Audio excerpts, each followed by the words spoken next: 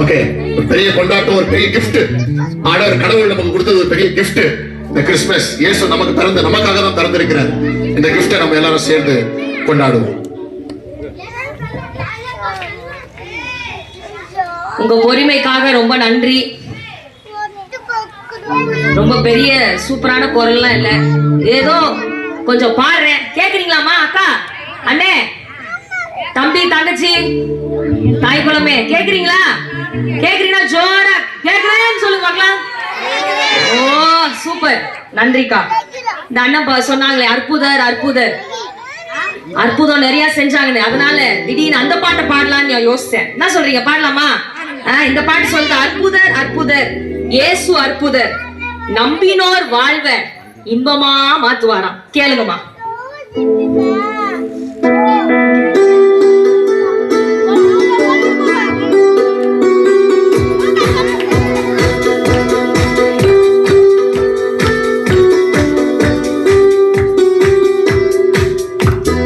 அற்புதர் அற்புதர் அற்புதர் அற்புதர் இயேசு அற்புதர், அண்டினோர் வாழ்வை இன்பமாய் மாற்றும் இயேசு அற்புதர். அற்புதர் அற்புதர் அற்புதர் அற்புதர் இயேசு அற்புதர், அண்டினோர் வாழ்வை இன்பமாய் மாற்றும் இயேசு அற்புதர். எல்லோரும் பாடுங்கள், கைத்தாளம் போடுங்கள், சந்தோஷத்துடனே சங்கீதம் பாடுங்கள். எல்லோரும் பாடுங்கள், கைத்தாளம் போடுங்கள், சந்தோஷத்துடனே சங்கீதம் பாடுங்கள். அற்புதர் அற்புதர் அற்புதர் அற்புதர் இயேசு அற்புதர், அண்டினோர் வாழ்வை இன்பமாய் மாற்றும் இயேசு அற்புதர்.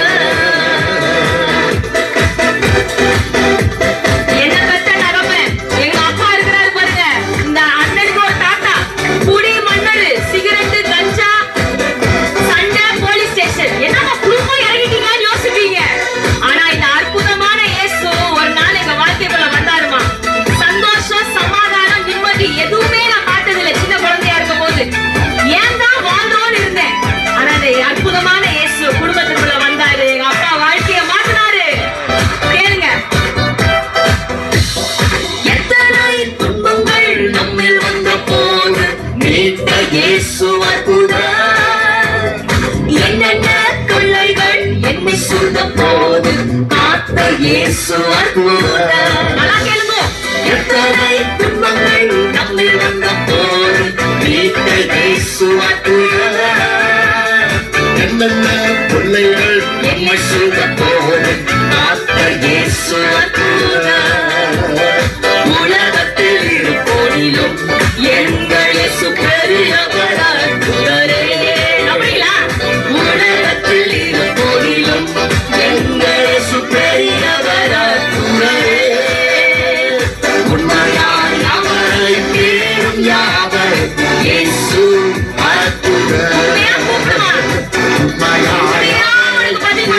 யாவருக்கும் இயேசு அற்புதர். உண்மையாய் அவரை தேடும் யாவருக்கும் இயேசு அற்புதர். உண்மையாய் அவரை தேடும் யாவருக்கும் இயேசு அற்புதர். பாடுங்கள், கைத்தாளம் போடுங்கள், சந்தோஷத்துடனே சங்கீதம் பாடுங்கள். எல்லோரும் பாடுங்கள், கைத்தாளம் போடுங்கள், சந்தோஷத்துடனே சங்கீதம் பாடுங்கள்.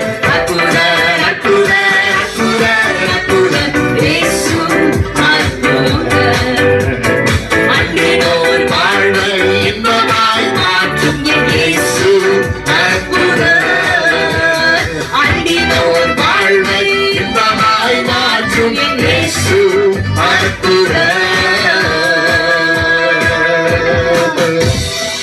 சூப்பர். அடுத்த ஒரு பாட்டு கேட்போமா?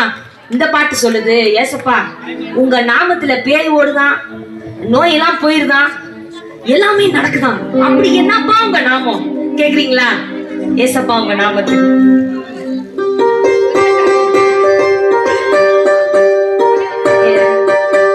ஏ மைனர் ஏ வச்சு ஏ வச்சுக்கலாம். ரொம்ப high ஆயிடுச்சு.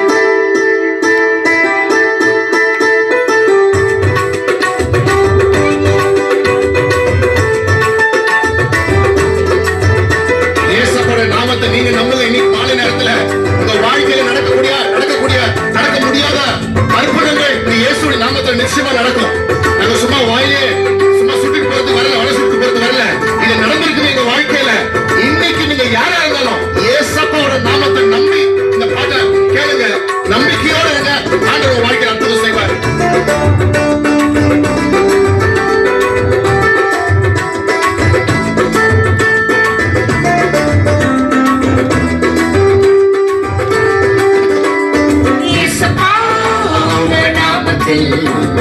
அற்புதங்கள் நடக்கிறது.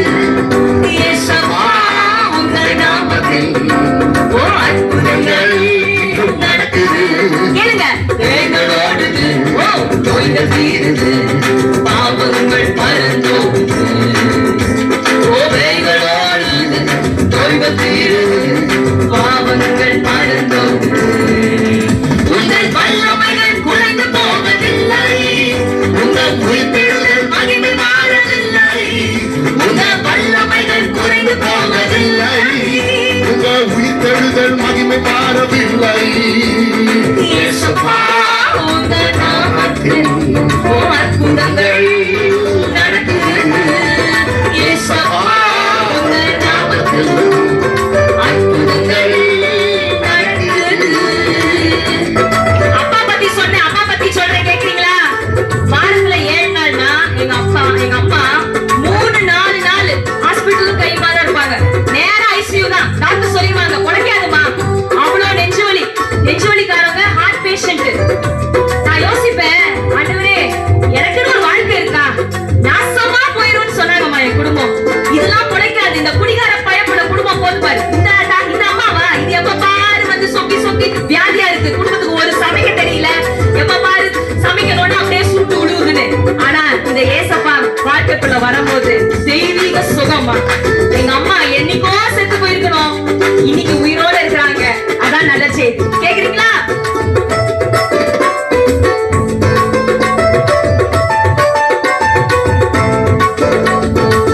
துன்பங்கள், தொல்லைகள், வியாதிகள், வறுமைகள் வந்தாலும் என் இயேசு குணமாக்குவார். துன்பங்கள், தொல்லைகள், வியாதிகள், வறுமைகள் வந்தாலும் என் இயேசு குணமாக்குவார். விசுவாசம் நமக்குள் இருந்தால் போதும், தேவ மகிமையை கண்டிடுவோம். விசுவாசம் நமக்குள் இருந்தால் போதும், தேவ மகிமையை கண்டிடுவோம். உங்கள் வல்லமைகள் குறைந்து போவதில்லை. உங்கள் உயிர்த்தெழுதல் மகிமை மாறவில்லை. உங்கள் வல்லமைகள் குறைந்து போவதில்லை. உயிர்த்தெழுதல் மகிமை மாறவில்லை. இயேசுவா உங்கள் நாமத்தில் அற்புதங்கள் நடக்குது. இயேசுவா நாமத்தில் அற்புதங்கள் நடக்குது. அதுக்கு நாங்க சாட்சிமா. நோய்கள் தீருது, பாவங்கள் பறந்தோடுது. நோய்களோடுது, நோய்கள் தீருது, பாவங்கள் மந்திர சூனியம் செய்வினை கட்டுகள் இன்றே நம்ம இயேசு உடை தெரிவார். அதுதான் பாட போறேன். இயேசு பின்னால போயிடுச்சுமா இந்த குடும்பம் அப்படின்னு வச்சு செஞ்சாங்கம்மா. என் குடும்பத்துக்கு செஞ்சாங்க. இயேசு போதா? குடி மாறிச்சா, சிகரெட் மாறிச்சா, நல்லா ஆயிட்டாடா? பாத்துருவோம் ஒரு கை. உங்க ஆத்தா வந்து நல்லா சொகமாயிடுச்சா? இதெல்லாம் சும்மா கொஞ்ச நாளைக்கு தான் பாப்போன்னு வச்சு செஞ்சாங்கம்மா. செய்வின, பில்லி சூனியம், மாந்திரிகம் அவங்க செஞ்சாங்கன்னு நாங்க போய் செய்யல.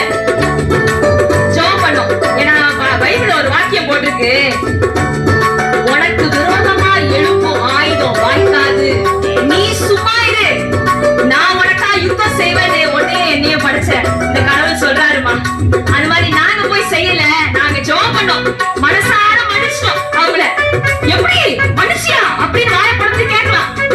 இப்படி செய்யறாங்க, எப்படிமா உனக்கு மன்னிக்க முடிஞ்சிச்சுன்னு கேக்குறீங்களா? ஏசு அதாம சொல்றாரு, நான் உன் பாவத்தை மன்னிச்சேன்ல, உன்னை உயிர்ப்பிச்சல, நீ அவங்கள மன்னிச்சிரு, நான் பாத்துக்கிறேன். மன்னிச்சோம், ஜெபம் பண்ணோம். சாமி நல்லவனா மாத்துங்க. அந்த மனுஷன் நாங்க நாசமா போகணும்னு செய்யறான். ஆனா அவனையும் நீங்க மாத்துங்க, அவனும் ஆசீர்வதிங்கன்னு கேளுங்க. மந்திர சூனியம் செய்வினை கட்டுகள் இன்று நம் இயேசு உடை தெரிவார். மந்திர சூனியம் செய்வினை கட்டுகள் இன்று நம் இயேசு உடை தெரிவார். ஆவியானவர் நமக்குள் இருப்பவர், உலகத்தை நாம் கலத்திடுவோம். இயேசுவானவர் நமக்குள் இருப்பவர், உலகத்தை நாம் ஜெயித்திடுவோம். உங்கள் வல்லமைகள் குறைந்து போகவில்லை, உங்கள் உயிர்த்தெழுதல் மகிமை மாறவில்லை. உங்கள் வல்லமைகள் குறைந்து போகவில்லை, உங்கள் உயிர்த்தெழுதல் மகிமை மாறவில்லை. இயேசுவா, உங்கள் நாமத்தில் அற்புதங்கள் நடக்குது. இயேசுவா, உங்கள் நாமத்தில் அற்புதங்கள் நடக்குது. வேதனோடுது, நோய்கள் தீருது, பாவங்கள் மறந்தோடுது. வேதனோடுது, இன்னும் நோய்கள் தீருது, பாவங்கள் மறந்தோடுது.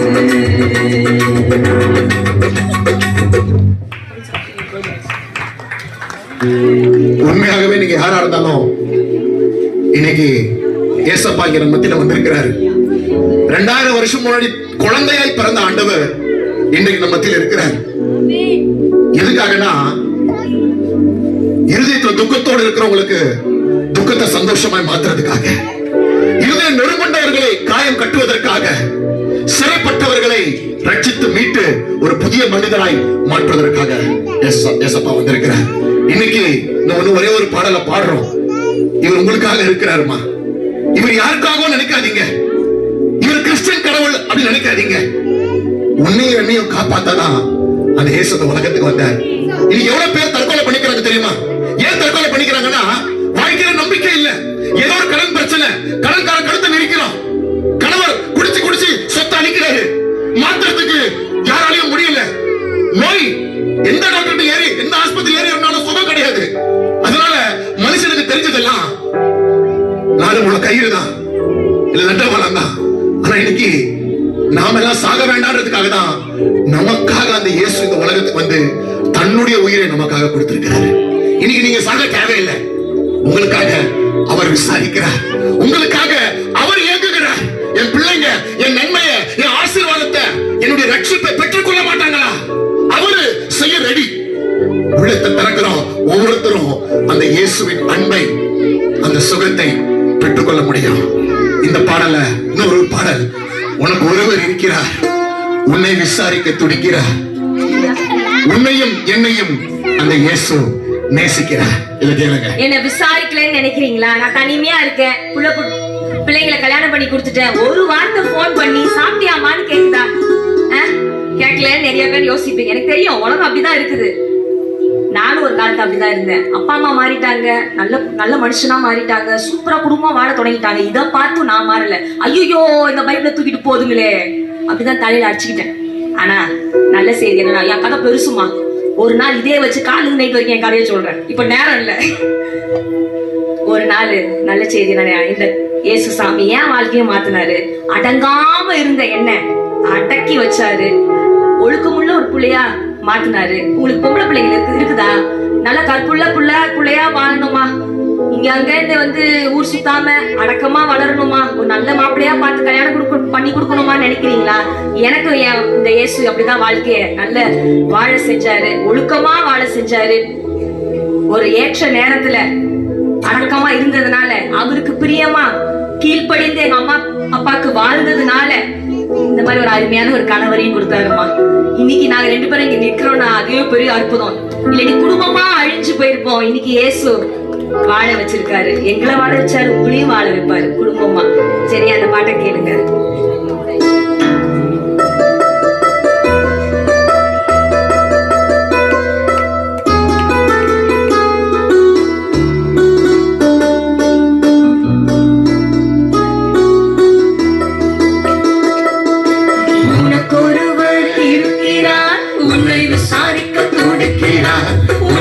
என்னையும் இயேசு நேசிக்கிறார், உன்னை உள்ளம் கைகள்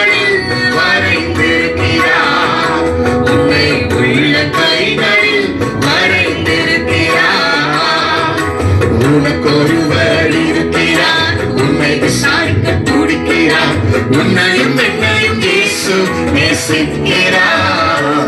உன்னை உள்ள கைகளில் வரைந்திருக்கிறார். உன்னை உள்ள கைகளில் வரைந்திருக்கிறார். சதிசனம் மறந்துட்டாலும் மறந்திடாதவர், சொதிகளின் பிதாவா இயேசுவானவர்.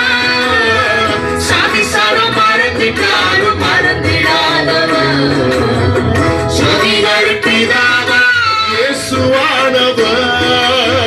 சூழ்நிலைகள் மாறினாலும் இயேசு உன்னை மறப்பதில்லை. சூழ்நிலைகள் மாறினாலும் இயேசு உன்னை மறப்பதில்லை. சிலுவையில் ஜீவன் விடும் நேரத்திலும் வெறுக்கவில்லை. உனக்கொருவர் இருக்கிறார், உன்னை விசாரிக்க துடிக்கிறார். உன்னையும் என்னையும் இயேசு நேசிக்கிறார். உன்னை உள்ள கைகளில் வரைந்திருக்கிறார். உன்னை உள்ள கைகளில் வரைந்திருக்கிறார். ஆகாதவன் என்று உன்னை யார் தள்ளினாலும் அன்பான தேவன் உன்னை தள்ளிடுவாரோ? ஆகாதவன் என்று உன்னை யார் தள்ளினாலும் அன்பான தேவன் உன்னை தள்ளிடுவாரோ? தஞ்சம் என்று வருபவரை தள்ளாத நேசரவர். தஞ்சம் என்று வருபவரை தள்ளாத நேசரவர். அஞ்சிடாதே மகனே மகளே என்று உன்னை தேற்றிடவே உனக்கொருவர் இருக்கிறார். உன்னை விசாரிக்க துடிக்கிறார். உன்னையும் என்னையும் இயேசு நேசிக்கிறார். உன்னை உள்ள கைகளில் வரைந்திருக்கிறார். உன்னை உள்ள கைகளில் வரைந்திருக்கிறார். இந்த உலகத்துல நம்ம கிட்ட பணம் இல்லைன்னா, நம்ம கிட்ட செல்வாக்கு இல்லைன்னா யாரும் மதிக்க மாட்டாங்க. பணம் இருந்தா நண்பர்கள் தேடி வருவாங்க. ஒண்ணும் இல்லைன்னா நம்மள யாரும் மதிக்க மாட்டாங்க, கழட்டி விட்டுருவாங்க. கழட்டி விட்டுருவாங்க. ஒருவேளை வியாதி இருந்துச்சுன்னா நம்மள ஒதுக்கிடுவாங்க. குஷ்டரோகம் வந்துச்சுன்னா ஒதுக்கிடுவாங்க. வயசானவங்கள அப்பா அம்மாவை பார்த்துக்க முடியாம கவனிச்சுக்க முடியாம நிறைய பேர் அனாதையா ரோட்ல விட்டுறாங்க. ஏன்னா இவங்களால லாபம் இல்லை. ஆனா இன்னைக்கு இயேசு நாமத்தை சொல்றோமா, ஒண்ணும் இல்லாதவங்களும் இயேசு சாமி இந்த உலகத்துல தேடி வந்தாருங்க. அவர் பணக்காரங்களுக்காக வரல. இயேசு யாருன்னா ஏழைகளின் தெய்வம். அவர் யாருன்னா நல்லவங்களுக்காக வரல, ஒன்றுமில்லாதவர்களுக்கு வந்து அவர் நன்மை செய்யும்படியா வந்திருக்கிறாங்க. இன்னைக்கு எப்பேற்பட்ட நிலையில் இருந்தாலும், எந்த நிலையில நீங்க இருந்தாலும் உங்களை தேடி வந்து உங்களுக்கு நல்வாழ்வு கொடுக்கதான் என்ன இயேசு வந்திருக்கிறார்கள். உங்களை ஒதுக்க மாட்டார், உங்களை சேர்த்துக் கொள்வார். வியாதியஸ்தன் என்று உன்னை ஒதுக்கி வைப்பார்கள். வேண்டாத வார்த்தைகளை சொல்லி புண்படுத்துவார்கள். வியாதியஸ்தன் என்று சொல்லி ஒதுக்கி வைப்பார்கள். வேண்டாத வார்த்தைகளை சொல்லி புண்படுத்துவார்கள். வாழ்வதா சாவதா என்று நீ அழுது புலம்பிடுவாய். வாழ்வதா சாவதா என்று நீ அழுது புலம்பிடுவாய். வாழத்தான் வேண்டும் என்று வியாதியிலே சுகம் தரவே உனக்கொருவர் இருக்கிறார். உன்னை விசாரிக்க துடிக்கிறார். உன்னையும் என்னையும் இயேசு நேசிக்கிறார். உன்னை உள்ள கைகளில் வரைந்திருக்கிறார். உன்னை உள்ள கைகளில் வரைந்திருக்கிறார். உனக்கொருவர் இருக்கிறார். உன்னை விசாரிக்க துடிக்கிறார். உன்னையும் என்னையும் இயேசு நேசிக்கிறார். உன்னை உள்ள கைகளில் வரைந்திருக்கிறார். உன்னை உள்ள கைகளில் வரைந்திருக்கிறார். கஷ்டப்படும் போது நமக்கு உதவுவாரில்லை. கடன்பட்ட போது அதை தீர்ப்பவரில்லை. இஷ்டப்பட்ட தெய்வங்கள் எல்லாம் கும்பிட்டு பார்த்தாச்சு. நம்ம கஷ்டங்களை தீர்க்க அவன் முன்வரவில்லை. உலகத்தில் தெய்வங்கள் உண்டு சொல் இயேசு கிறிஸ்து ஒருவரே மெய்யான தெய்வமுங்க. ஜனங்களை பாவம் நீக்கி ரட்சிக்க வந்த தெய்வமுங்க. உனக்கொருவர் இருக்கிறார். உன்னை விசாரிக்க துடிக்கிறார். உன்னையும் என்னையும் இயேசு நேசிக்கிறார். உன்னை உள்ள கைகளில் கரைந்திருக்கிறார். உன்னை உள்ள கைகளில் கரைந்திருக்கிறார்.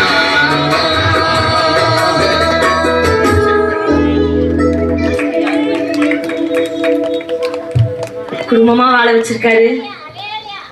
2 அழகான பிள்ளைங்களை கொடுத்துருக்காருமா.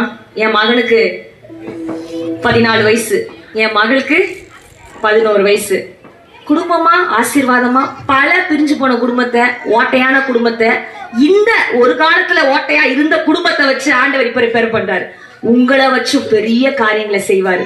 நிச்சயமா முடிவு உண்டோ, நம்பிக்கை வீண் போகாதுன்னு ஒரு வசனம் இருக்குமா. சின்ன நம்பிக்கை இருக்குதுக்கா, அது போதும். ஆண்டவர் எங்கேயோ கூட்டு போயிருவாரு.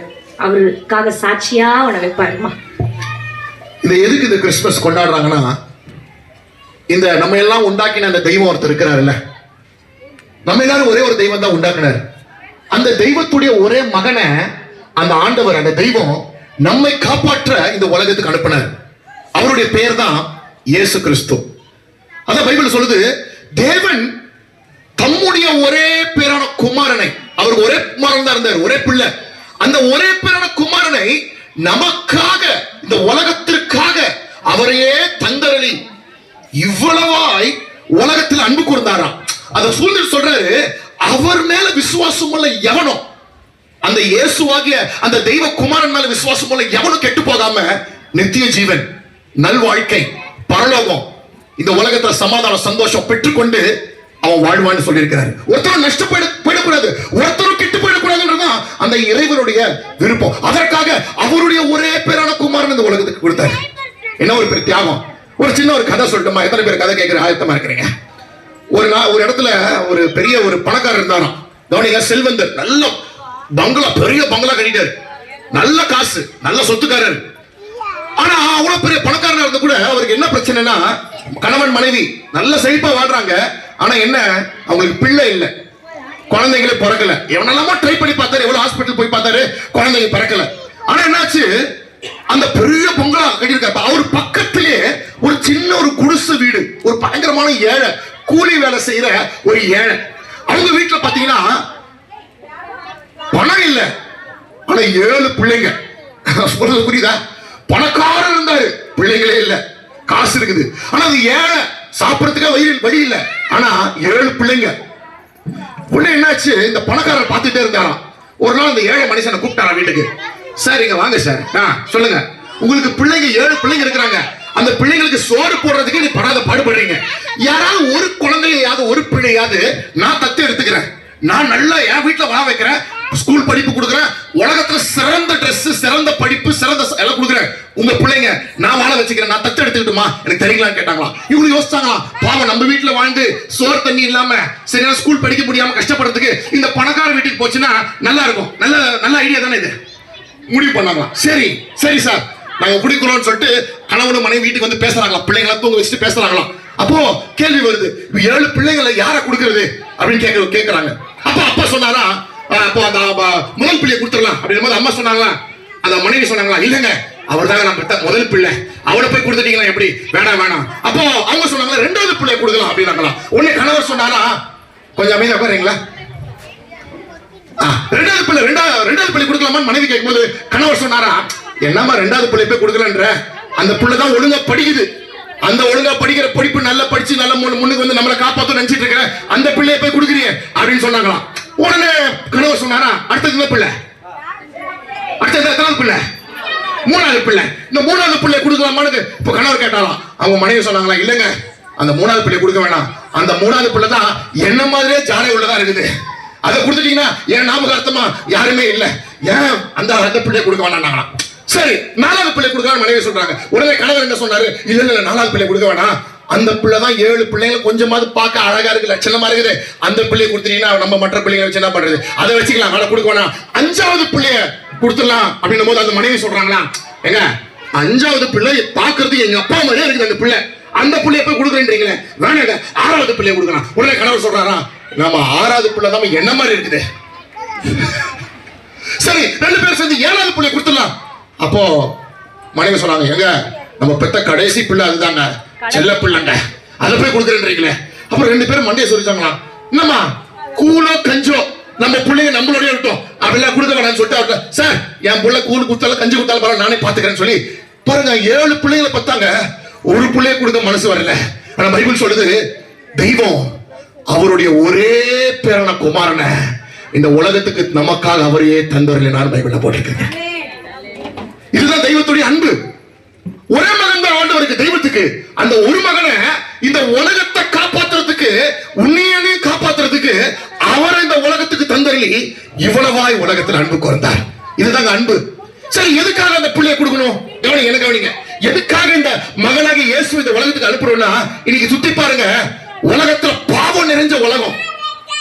உங்க ஊரை பாருங்க, சக்கிலிப்பாளையம் சொல்லுவீங்க, இந்த என்ன சொல்லுவீங்க, இந்த ஊர் ஏரியா பேரு மேட்டுப்பாளையம். இந்த மேட்டுப்பாளையத்தை சுத்தி பாருங்க. நான் உதாரணமா நீங்க இங்க இருக்கிறதா சொல்றேன், எல்லா ஏரியாவும் அப்படிதான் இருக்கு. நான் உங்களை போல பல ஏரியா பாக்குறோம். குடி, போதை, கஞ்சா, அடிதடி, போலீஸ், தேவையில்லாத விபச்சாரம், வேசித்தனம், டிவிய திருப்பினா, சினிமாவை திருப்பினா ஆபாசம், மொபைல பார்த்தா ஆபாசம், வாயை திறந்தா கெட்ட கெட்ட வார்த்தைகள், எல்லாரும் பாவம். இந்த பாவம் இருக்கிறதுனாலதான் நம்ம மேல ஒரு சாபம் இருக்குது. இறைவனுடைய நன்மையை, இறைவனுடைய ஆசீர்வாதத்தை நம்மால பெற்றுக்கொள்ள முடியல.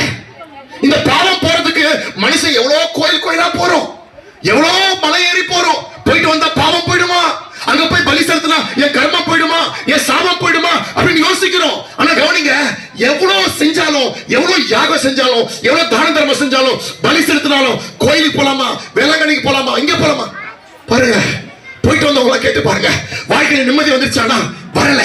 சாபம் போயிடுச்சா? போகல. உண்மைகள் தானா தெரியுங்களா? நம்ம சாபம் போகிறதுக்கு, நம்ம பாவம் போறதுக்கு நம்ம எதுவும் பலி கொடுக்க தேவையில்லைங்க. நமக்காக அந்த இறைவன் ஏன் இயேசு அனுப்பினார்னா, அவரே உலக பாவத்தை சுமந்து தீர்க்கிற தேவ ஆட்டுக்குட்டியாக, ஒரே பலியாக நமக்கு எல்லாருக்கும் சிலுவையில் மரித்து ரத்த சிந்தி தன்னோட ஜீவனை பலியா கொடுத்தாருங்க. அவர் மரித்த இயேசு கிறிஸ்து சிலுவையில மரித்தாரு. அதோட அவர் கதை முடிஞ்சிருந்துச்சுன்னா இன்னைக்கு ஒருத்தருக்கும் ஒரு பிரயோஜனமும் கிடையாது, ஒரு நய பைசாக்கு பிரயோஜனம் கிடையாது. ஆனா மரித்த இயேசு, வேத வாக்கியங்கள் சொல்லுது, வேத வாக்கியம் நிறைவேறும்படி சரித்திரம் கூறுகிறது, 3ஆம் நாள் உயிரோடு எழும்பி இன்றைக்கும் அவரிடத்தில் வருகிற ஒவ்வொருவரையும் ரட்சிக்க வல்லமையுள்ளவராய் அந்த இயேசு இருக்கிறாருங்க.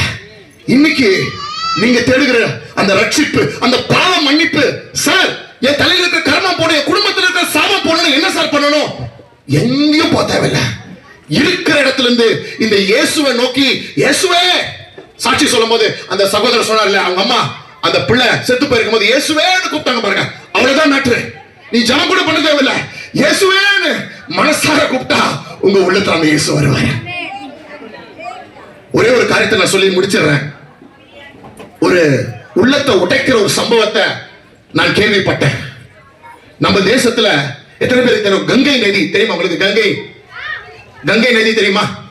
இந்த கங்கை நதி ஓரத்துல ஒரு நாள் ஒரு அம்மா உட்கார்ந்து அழுதுகிட்டு இருந்தாங்களா. அந்த அம்மா ஏங்கி தேம்பி அழுறாங்க. அந்த வழியா ஒரு கிறிஸ்தவ என்ன போல ஒரு போதகர் அந்த வழியா வந்தவர் அந்த அம்மா அழுறத பார்த்துட்டு, அம்மா ஏமா அழுறீங்க, என்ன பிரச்சனை என்கிட்ட சொல்லுங்கன்னாங்களா. அந்த அம்மா சொன்னாங்களா, இல்லையா குடும்பத்துல சாபம், குடும்பத்துல வறுமை, குடும்பத்துல தரித்திரம், சாபம் போகணும் எவ்வளவு பண்ணிட்டேன், எவ்வளவு கோயில் போயிட்டேன், சாபம் போக மாட்டேது, படுத்தா தூக்கம் வர மாட்டேது, நிம்மதி இல்ல, பயம், எவ்வளவு சம்பாதிச்சாலும் காசெல்லாம் போயிடுது, என்ன பண்றதுன்னு தெரியல அம்மா சொன்னாங்களா.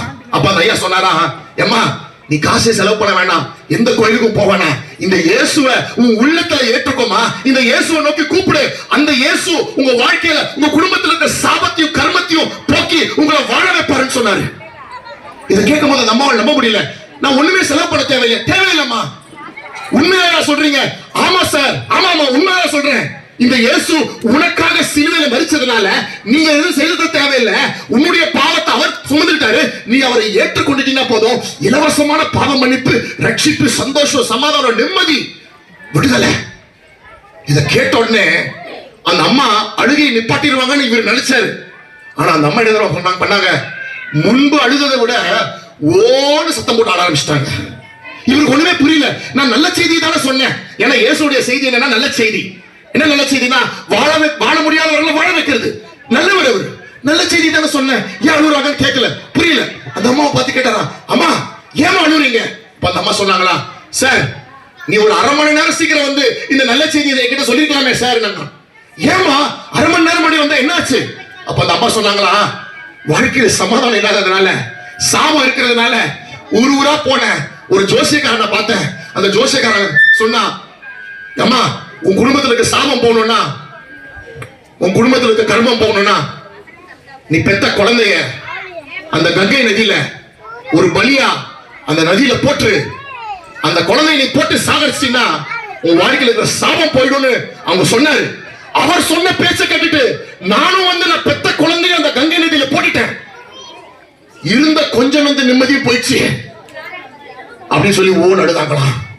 அன்பானவர்களே, அருமையான அம்மா தாய்மார்களே, கவனிங்க. கடவுளா இருந்தாருன்னா நம்ம பிள்ளைங்களை இந்த மாதிரி பலி கொடுத்து கேட்பாரா? கேட்க மாட்டாருங்க. கடவுள் நம்ம பிள்ளைகளை பலியா கேட்கல, கடவுள் தன்னுடைய மகனை நமக்காக பலியா கொடுத்துட்டாரு. இவர்தான் இயேசு. நீங்க யாருக்கும் அவருக்காக பலி செலுத்த தேவையில்லை, எங்கேயும் போக தேவையில்லை. மனிதர்கள் தெய்வத்தை தேடி எங்கெல்லாமோ செல்லுகிறார்கள். உண்மை என்னன்னா, மனிதரை தேடி தெய்வம் இந்த உலகத்துக்கு வந்திருக்கிறார். இன்னைக்கு மாலை நேரத்துல இந்த மேட்டுப்பாளையம் பகுதியில் இந்த கூட்டத்துக்கு ஏசப்பா வந்திருக்கிறாரு. இங்கதான் இருக்கிறாரு. அவருடைய தூய பிரசனம் இங்க இருக்குது. நாங்க பாடும்போது இங்க இருக்கிறாரு. அவரு ஒவ்வொருத்தருடைய உள்ளத்தை தொடுமுறையா வந்திருக்கிறாரு. உங்க உள்ளத்தை திறந்து நம்பிக்கையோட நீங்க மனசுல இருந்து கூட வெளியில கூட வாய் திறந்து கூட கூட தேவை. மனசுல இருந்து இயேசுவே ஏன் உள்ளத்துல வாங்கன்னு சொன்னீங்கன்னா அந்த இயேசு சுவாமி உங்க உள்ளத்துல இன்றைக்கு மாலையில வர உண்மை உள்ளவரா இருக்கிறார். ஏன்னா பைபிள்ல போட்டிருக்குது, அவரை நோக்கி கூப்பிடும் யாவருக்கும் அவர் செவி கொடுக்கிறார். என்னிடத்தில் வருகிற ஒருவரையும் நான் புறம்பே தள்ளுவதில்லை என்று அந்த இயேசு சுவாமி சொல்லி இருக்கிறார். உண்மையுள்ள தெய்வம், வாழ்க்கையை மாற்றக்கூடிய சக்தி அவரிடத்தில் இருக்குது. நீங்க யாரா இருந்தாலும், எப்பேற்பட்ட பாவ நிலையில் இருந்தாலும், எப்பேற்பட்ட சூழ்நிலையில் இருந்தாலும், உங்க சூழ்நிலையை மாற்ற அவர் வல்லமை உள்ளவர். இன்னைக்கு உங்களுக்காக நான் ஜெபம் பண்ண போறேன். அவரை நோக்கி கூப்பிடு, அவரை நோக்கி கூப்பிடுங்க, அவரை நோக்கி மனசுல கூப்பிடுங்க. இது மகன் இல்லைங்க. கவனிங்க கவனிங்க. இயேசு சுவாமி கிறிஸ்துமஸ் கொண்டாடுகிறதுக்காக இந்த உலகத்துல பிறக்கல, வாழ்க்கையை மாற்றும்படியாய் இந்த உலகத்துல பிறந்தார். இன்னைக்கு கிறிஸ்துமஸ் கொண்டாடிட்டு இருக்கிறோம், பரவாயில்ல, தப்பு இல்ல. ஆனா இதுக்காக அவர் பிறக்கலங்க. இன்னைக்கு கொண்டாட்டம் இன்னொரு 25ஆம் தேதி கிறிஸ்துமஸ் கொண்டாட முடிஞ்சிடும். அதுக்கப்புறம் அதே பிரச்சனை தான். இந்த கொண்டாட்டத்துக்காக இயேசு வரலங்க, வாழ்க்கையை மாற்றும்படியாய் அவர் வந்திருக்கிறாருங்க. இன்னைக்கு இந்த மாலை நேரத்துல உங்களை தேடி வந்திருக்கிறாருங்க. அருமையான தாய்மார்களே, அருமையான ஐயா அண்ணா, என்ன கேட்டுக்கிட்டு இருக்க ஒவ்வொருவரும் வீட்டுக்கு வந்து கேட்டுக்கிட்டு இருக்கலாம். உன்னை தேடி வந்திருக்கிறாருங்க, உன்னை தேடி வந்திருக்கிறார். தேடி வந்த தெய்வத்தை தட்டி விடாதே. தேடி வந்த தெய்வத்துக்கு உன் வாழ்க்கையில் இடம் கொடுத்து விடுங்க. இந்த நாளை நீங்க மறக்க மாட்டீங்க. யாருமே செய்ய முடியாதத இந்த இயேசு சுவாமி உங்களுக்காக செய்வார். உங்களுக்காக தான் மரிச்சார்.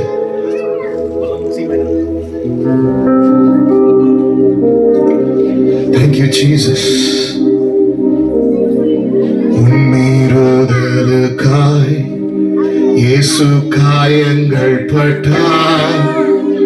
உன் அக்கிரமங்களுக்காய் அவர் நொறுக்கப்பட்டார்.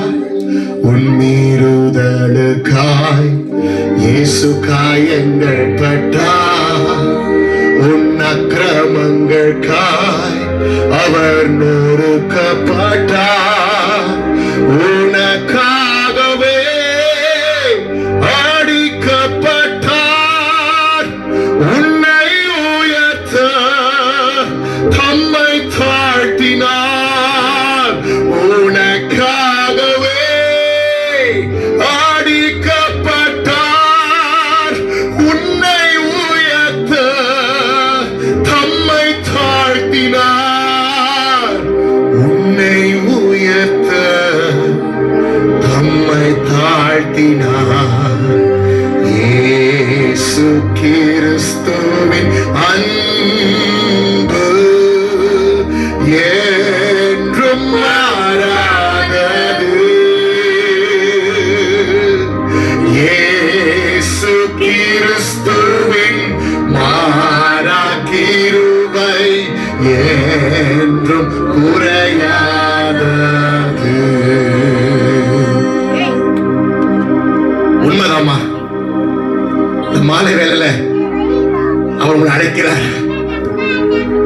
வருத்தப்பட்டு பாரம் சுமக்கிறவர்களே, நீங்கள் எல்லாரும் என்னிடத்தில் வாருங்கள், நான் உங்களுக்கு இளைப்பாறுதல் அளிக்கிறேன் என்று சொல்றாரு.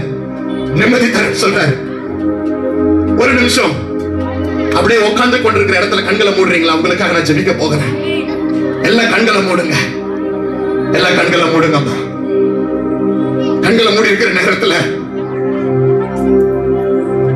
பிரதர், இந்த இயேசு எனக்கு வேணும், என்ன தேடி வந்த தெய்வம் என் வாழ்க்கையில வரணும், என் குடும்பத்துக்குள்ள வரணும் அப்படின்னு நீங்க விரும்புனீங்கன்னா ஒரே ஒரு வினாடி வலது கையை தூக்கி காமிங்க. இயேசு பார்க்க சொல்றவங்க மாத்திரம் தூக்கி காமிச்சிட்டு நீங்க இறக்கிடலாம்.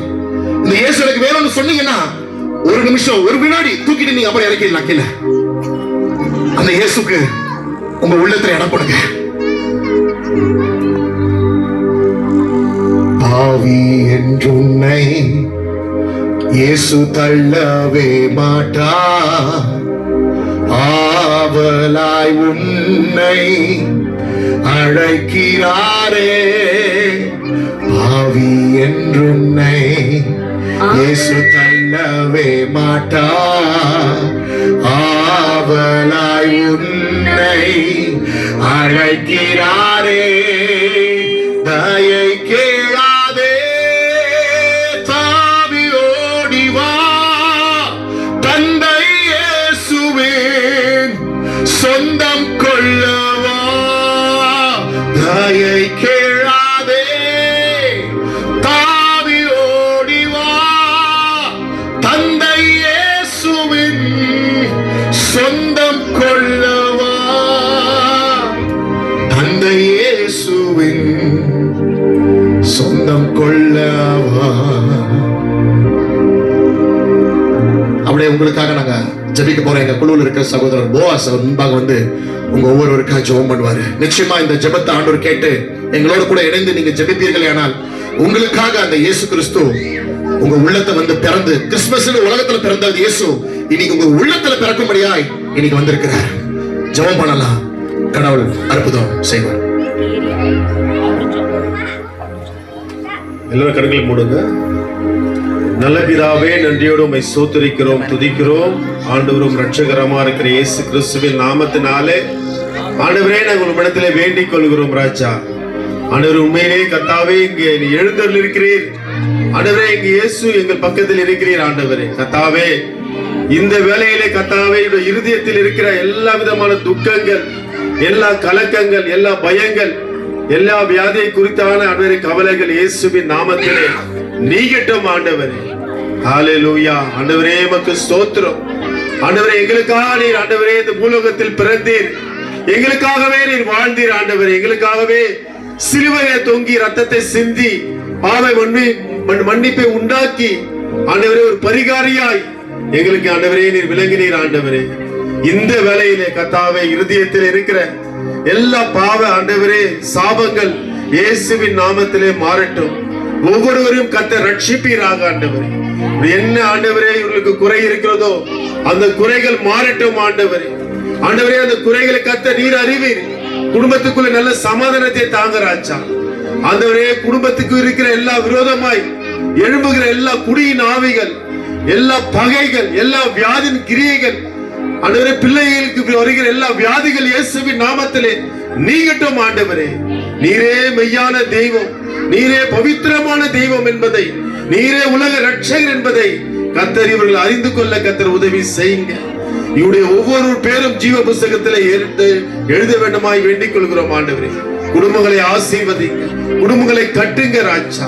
எல்லா வியாதிகள் நீங்கட்டும், இவர்கள் ரட்சிக்கப்பட பாவத்திலிருந்து மீள கர்த்தர் உதவி செய்வீராக. இயேசு கிறிஸ்துவின் நாமத்தில் ஜெபிக்கிறோம் பிதாவே, ஆமென்.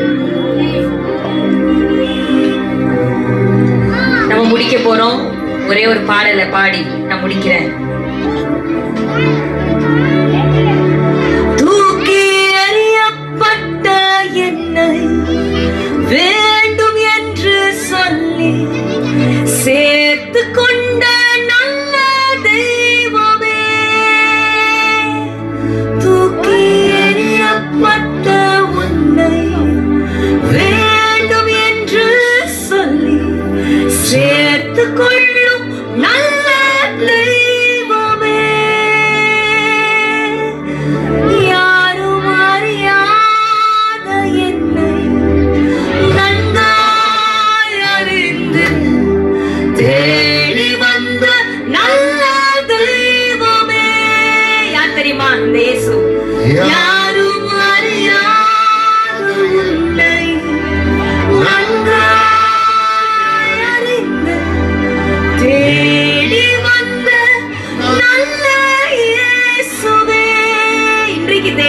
பாடுமா?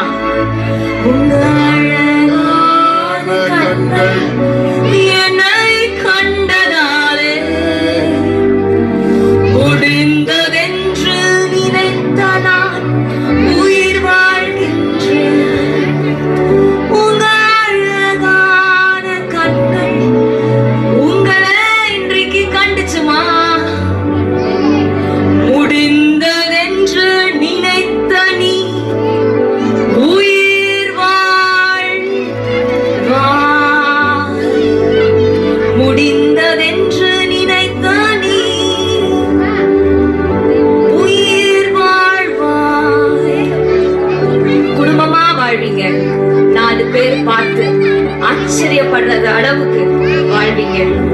உடைஞ்சு போன குடும்பங்களை கட்டுறதுக்கு தான் இந்த இயேசு வந்திருக்கிறார். இன்னைக்கு உங்க குடும்பத்தை கட்டுவார், உங்க வாழ்க்கையை கட்டுவார், சாட்சியாக வைப்பார். நன்றி. எங்களோடு கூட கடைசி தொடக்கத்துல இருந்து முடிவு வரைக்கும் இருந்தீங்க, அமைதியா இருந்தீங்க. உங்களுக்கே ஒரு கை தட்டிக்கோங்க. Super. Thank you. God bless you. Happy Christmas, happy new year, புத்தாண்டு நல்வாழ்த்துக்கள். இந்த 2026 நல்ல ஆசீர்வாதமான ஆண்டாக உங்களுக்கும் உங்க குடும்பத்துக்கும் இந்த ஏரியாவுக்கும் உங்க பிள்ளைகளுக்கும் உங்க சொந்த இனஜன பந்துக்கள் எல்லாருக்கும் இருப்பதாக. நன்றி. எல்லாருக்கும் இது வரைக்கும் அமைதியா இருந்தீங்க. ரொம்ப தேங்க்ஸ். இன்னும் ப்ரோக்ராம் முடியல. ப்ரோக்ராம் முடிச்சிட்ட பிறகு gift இருக்கு, அதுக்கப்புறம் இன்னும் டான்ஸ் இருக்கு, பீச் இருக்கு. எல்லாரும் அமைதியா இருங்க. கொஞ்சம் டைம் ஆயிடுச்சு, யாரும் தப்பா நினைச்சுக்காதீங்க. அமைதியா இருங்க. இப்போ